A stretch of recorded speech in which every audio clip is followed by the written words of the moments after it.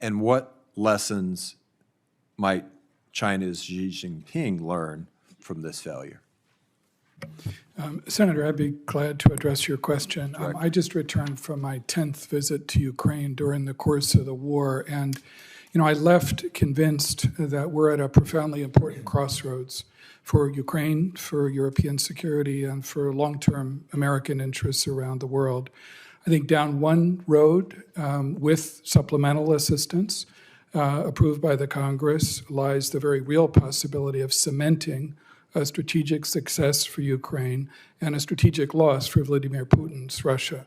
Down another road, however, without supplemental assistance, it seems to me, lies a much grimmer future.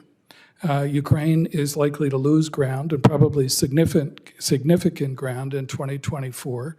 And I think without supplemental assistance in 2024, you're going to see more Avdiivkas.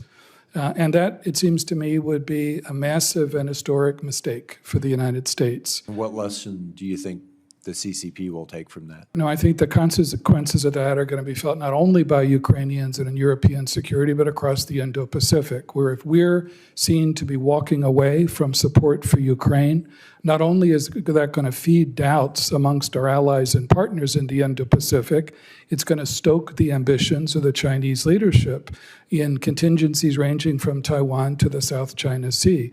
So that's what I saw on this last visit. That's what I think's at stake for all of us. I think the truth is that the Ukrainians are not running out of courage and tenacity. They're running out of ammunition, and we're running out of time to help them. Do you believe the United States of America cannot handle our commitments with respect to Ukraine and NATO and be able to deter Beijing as well? No, I don't believe that. I think we're entirely capable. I mean, Senator Rubio said this earlier. I think the United States, while we may not have uncontested primacy in the world today, we still have a stronger hand to play than any of our adversaries or rivals.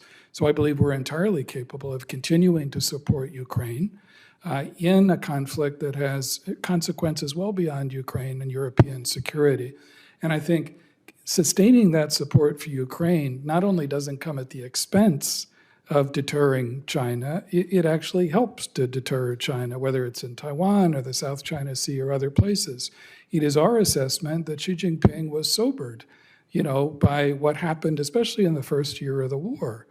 He didn't expect that Ukraine would resist with the courage and tenacity that the Ukrainians demonstrated. He didn't expect that the United States, whom he believes is a declining power, would step up in the way the president has led, with all of your support, to show solidarity with Ukraine as well. That's had an impact, I believe, far beyond Ukraine or European security, and that's really what's at stake today.